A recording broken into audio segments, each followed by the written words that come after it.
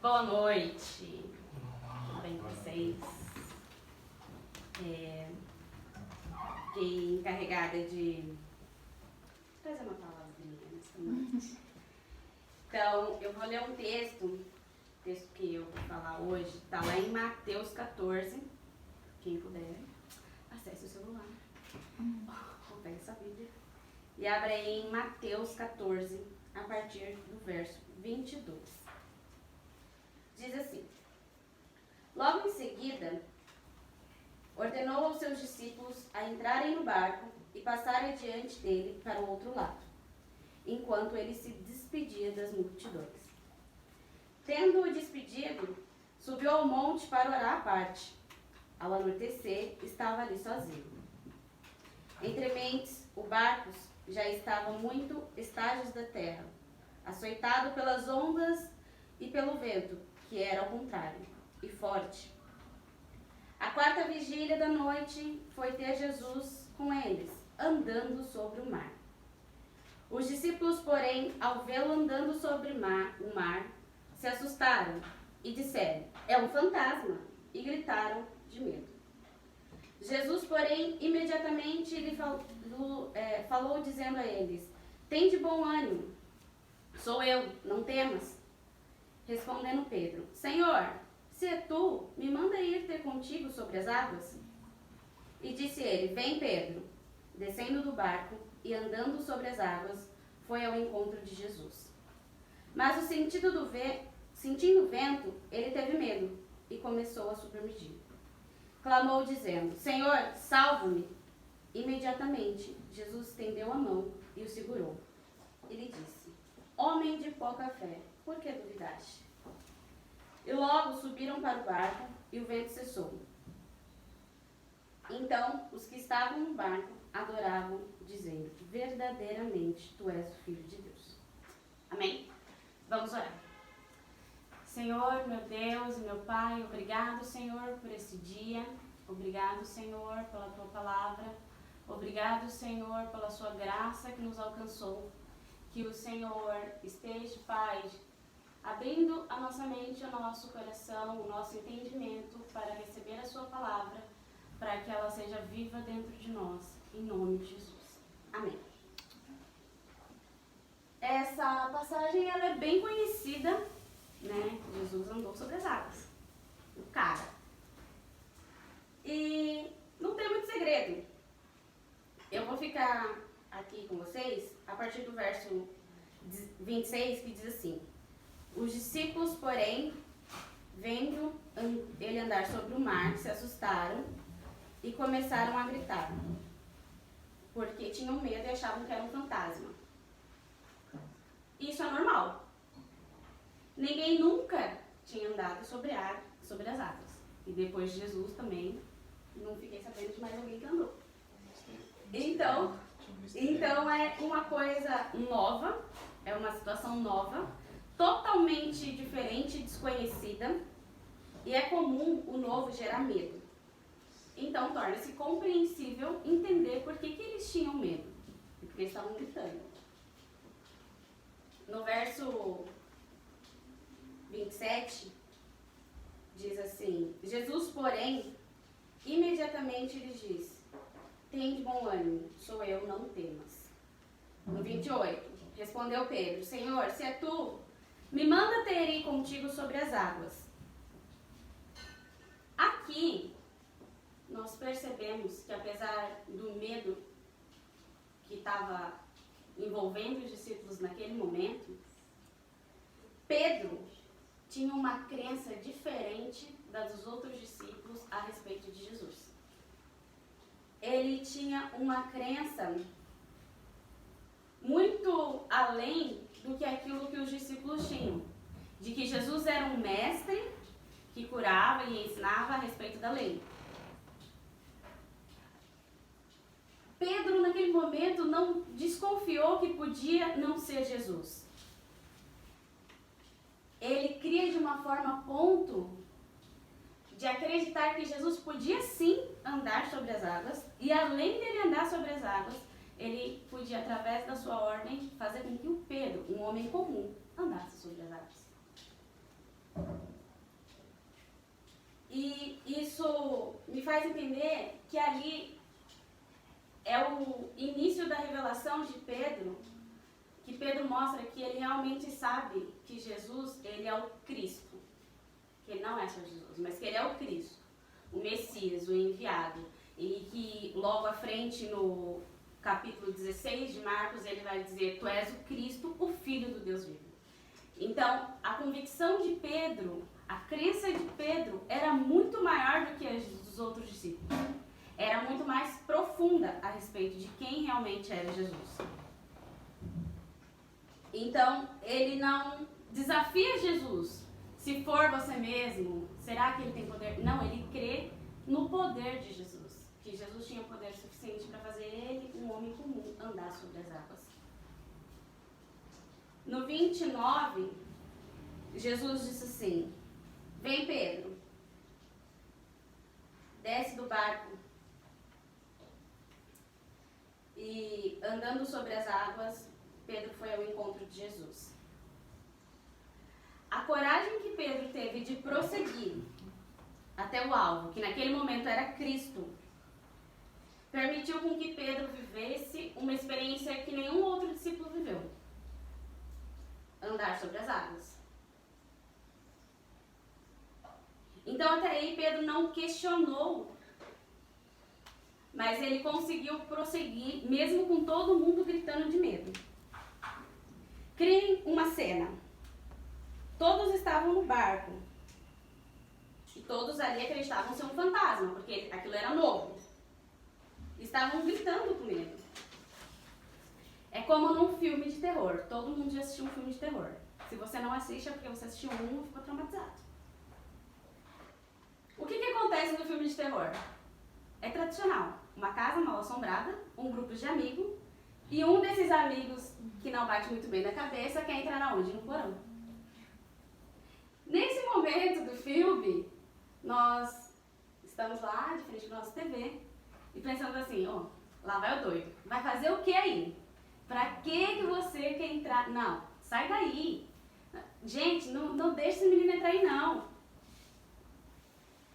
Essa é a nossa reação. Mas o abençoado vai lá e entra. E os outros ficam sempre ali por fora, esperando para ver o que vai acontecer. Mas por quê? Porque eles estão paralisados pelo medo. Eles não conseguem prosseguir.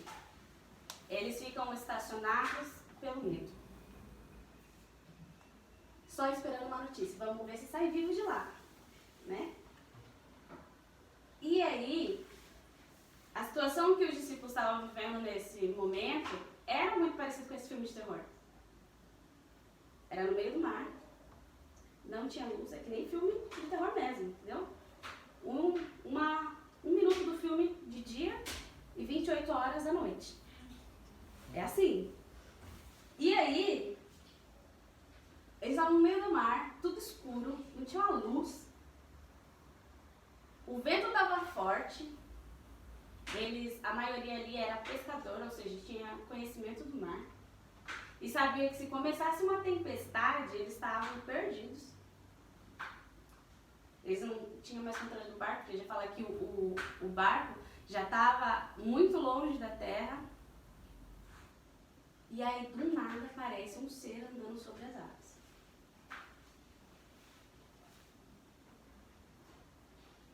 Essa cena toda não faz Pedro ter medo. Todos tinham, mas Pedro decide descer do barco. Ele não escutou aqueles, né, ou a gente na televisão, porque a televisão não vai ouvir a gente falando: não entra aí não. Mas mesmo assim a gente fala. Isso faz entender que Pedro, ele realmente não estava desafiando Jesus. Mas ele já tinha compreendido o amor de Cristo. Um amor perfeito que lança fora todo medo, como é relatado em 1 João. E ele já não estava preso pelas correntes das pessoas que estavam ali com medo. ele já tinha compreendido dentro dele que Jesus era o Cristo e que tinha um amor perfeito. E esse amor perfeito libertava do medo. No 30. Mas sentindo o vento, teve medo e começou a submergir. E clamou: Senhor, me salva. Poxa, porque mesmo crendo que ele era o Cristo, já começando a ser aperfeiçoado nesse amor que liberta do medo, porque mesmo assim ele afundou. Pedro não tinha uma mente ainda renovada conforme a mente de Cristo. Ele ainda tinha pensamentos naturais e humanos. O vento vai me desequilibrar, eu vou cair. Já estou aqui fora do barco, andando sobre as águas, prosseguindo para o meu alvo. Mas está ventando forte. E quando venta forte, é comum que as coisas caiam. Ainda mais quando você está em cima da água. Não é muito difícil compreender o sentimento de Pedro, mesmo ele crendo que Jesus era o Cristo. Trazendo para a nossa realidade atual, cremos em um Cristo, cremos que nada, absolutamente nada foge do controle de Deus. Porém, hoje, a nossa crença está em Cristo, nada foge do controle de Deus. Mas quando nós ligamos a TV hoje e assistimos um noticiário, nós ficamos paralisados pelo medo. Não é difícil entender por que Pedro afundou. Porque Pedro era como eu e você, humano. E as coisas terrenas estavam assustando Pedro, como me assusta hoje ao assistir o noticiário. Eu e o Luan, nos primeiros dias de quarentena, nós ficamos realmente os primeiros 15 dias sem colocar o nariz no portão. E só lendo muita informação e muito noticiário. E aí chegou uma hora que o Luan falou assim, tá fazendo mal. A gente não vai mais ler porque isso tá machucando a gente. E aí, depois de um tempo, a gente ficou sem ler e ele falou assim, olha, as notícias não têm me feito falta. Porque eu ainda tenho uma certa qualidade, mesmo preso dentro de casa.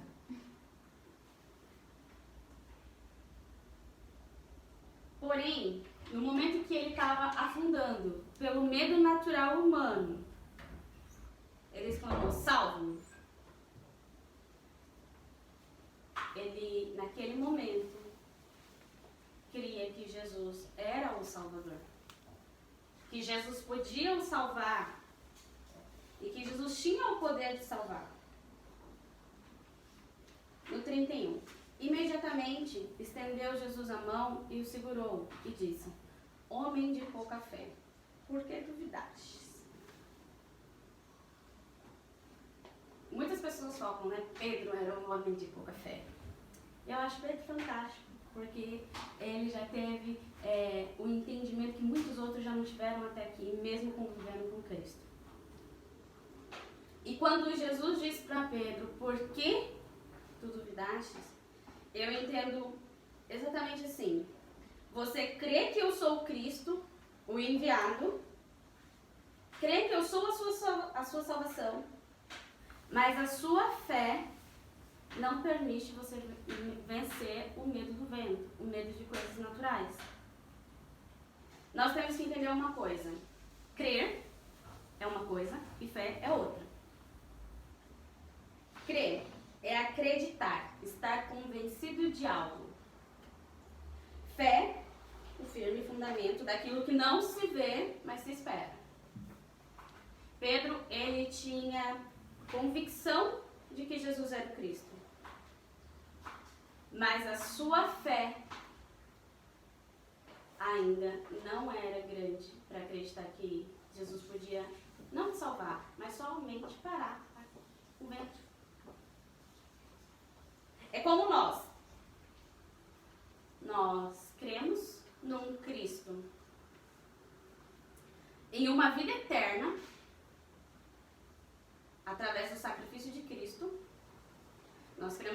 eternidade. Isso é convicto para quem é cristão, né? Para onde você vai? Vou morar no céu. Vou para o paraíso. Todo cristão crê nisso. Até os que não acreditam em Cristo. Né? Acreditam em Deus, sabem que vai morar no céu.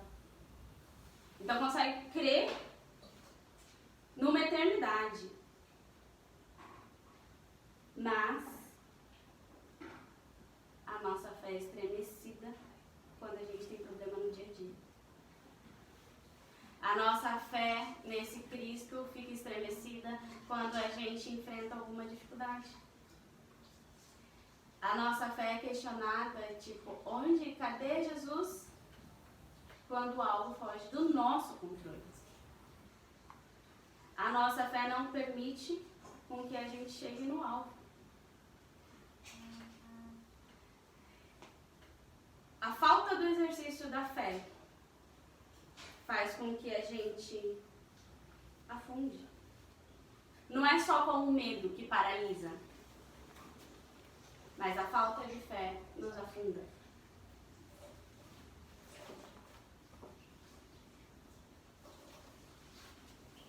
A nossa falta de fé faz a gente duvidar de que o dia mal vai passar ou que o dia mal contribui para o nosso bem. Que o dia mal contribui para que a gente seja mais parecido com Cristo. Poxa, Pedro podia ser comparado com um cara que andou sobre as águas, Jesus. Mas a falta de fé fez ele afundar. No verso 32 e 33. Logo subiram para o barco e o vento cessou. Então os que estavam no barco adoravam, dizendo: verdadeiramente, tu és o Filho de Deus. Então aí você pensa, voltando para o barco, literalmente juntos e Shalom, literalmente, juntinhos e Shalom, entraram no barco e aí os outros, naquele momento, reconhecem que ele verdadeiramente, né, Jesus é o Filho de Deus. Nós temos dois tipos de discípulos aqui. O que se arrisca e ir para o alvo, e o que espera ver o resultado. Muitas pessoas estão falando assim, não, mas daqui, sei lá, um ano, a gente vai olhar para trás e vai falar, tudo bem. Né? Graças a Deus passou. Mas quem crê hoje? Qual é o discípulo que crê hoje que vai passar? Vê que daqui um ano já passou, vai saber, já passou um ano mesmo? Mas a sua fé permite você acreditar que realmente vai passar?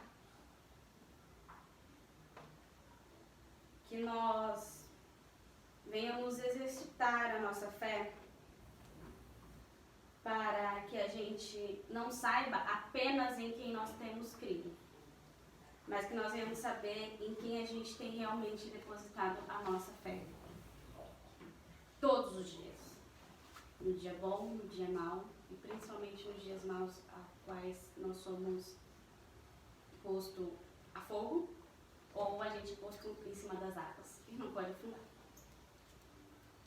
Então, que nós venhamos exercitar essa fé. Exercitar essa fé para que nós não ficamos acreditando só numa eternidade. Porque eu acredito que antes de uma eternidade nós somos cidadãos da terra. E nós temos que ter fé para viver de acordo com a mentalidade de Cristo no dia atual. Então, que essa palavra fique no seu coração e você exercite a fé. Ela não precisa ser grande, porque mais à frente Jesus vai falar que se a fé for do tamanho de um grão de mostarda, já moveria montes. O grão de mostarda, ele não é grande. Só que ele é duro. Se você cozinhar, ele não amolece. Se o vento soprar, ele não vai rolar, porque ele é forte. Ele é pesado, ele é compacto. Então, as circunstâncias não vai fazer com que a sua fé seja alterada. As circunstâncias não vão fazer que a sua fé seja colocada à prova ou que você duvide naquilo que você sempre creu. Então, que nós possamos exercitar essa fé que faz a gente prosseguir para o alvo, como o pastor Marcos ministrou hoje de manhã. Amém? Vamos orar? Senhor, obrigado pela sua palavra, obrigado pelo seu sacrifício, obrigado pela sua graça, porque nós cremos que a nossa salvação for por meio da graça. Senhor, nós pedimos para que o Senhor nos ensine a exercitar a nossa fé, a ponto de entender que o Senhor também é o nosso refúgio enquanto nós temos essa vida terrena. Senhor, lançando assim fora todo medo através do seu perfeito amor. Que o Senhor continue a nos sustentar e nos guardar nesses dias maus e que nós venhamos concentrar a nossa fé e a nossa crença em Ti. Pai, obrigado, Senhor, por tudo que o Senhor tem realizado. Nós temos fé que nós vamos passar por esse momento e que logo estaremos juntos, glorificando a Ti, como no final, onde os discípulos estavam reconhecendo que verdadeiramente o Senhor era Cristo. Pai, obrigado por tudo que o Senhor faz, porque o Senhor é bom e a sua misericórdia dura para sempre. Amém.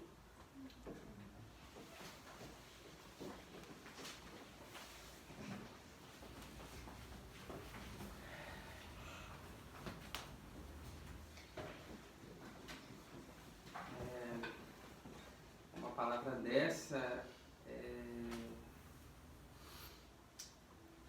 dá até mais ânimo ainda de poder cantar esse louvor, reforça, né, a ideia do nosso refúgio. Eu queria cantar mais uma vez, e aí você já aprende, né, de uma vez para sempre.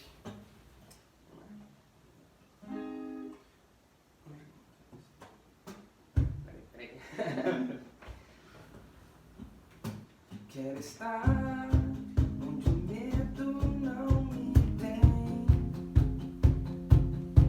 Quero estar onde Deus que me mantém. Um lugar onde eu possa viver. Um lugar onde eu possa descansar. Eu sei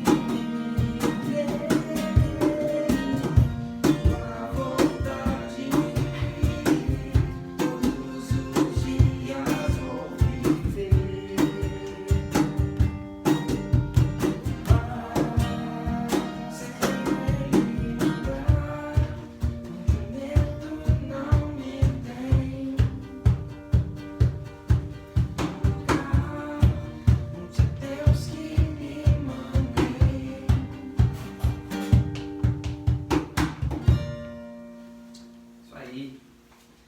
Deus abençoe, gente. Semana abençoada. Até semana que vem. Isso aí. Falou.